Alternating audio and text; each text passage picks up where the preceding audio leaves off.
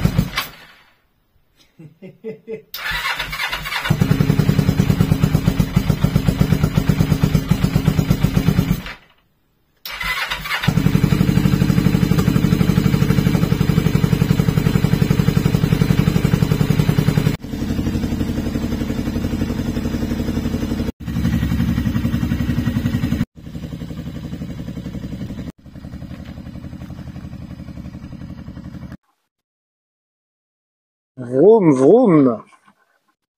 Vroom, vroom.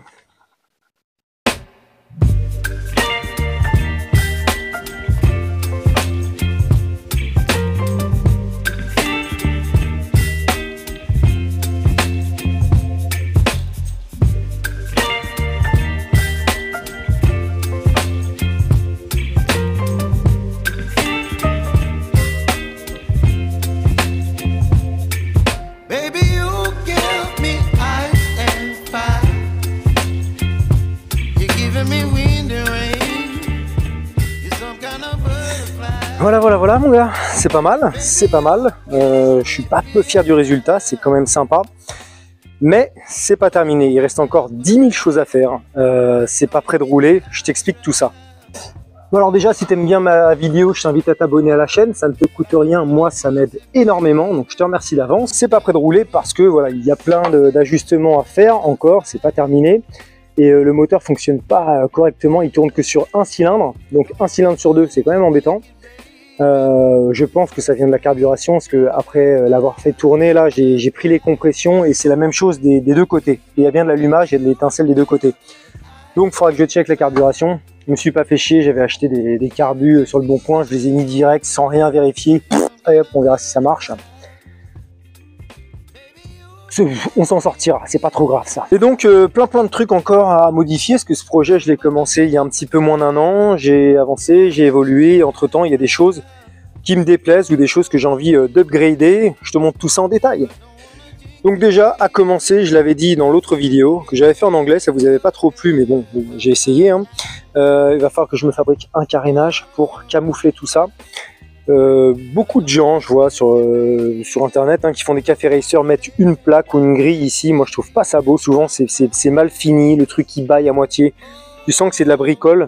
Donc je vais moi aussi bricoler, mais essayer de faire un carénage qui ira un petit peu mieux dedans, que ça fasse voilà, un capotage intégré.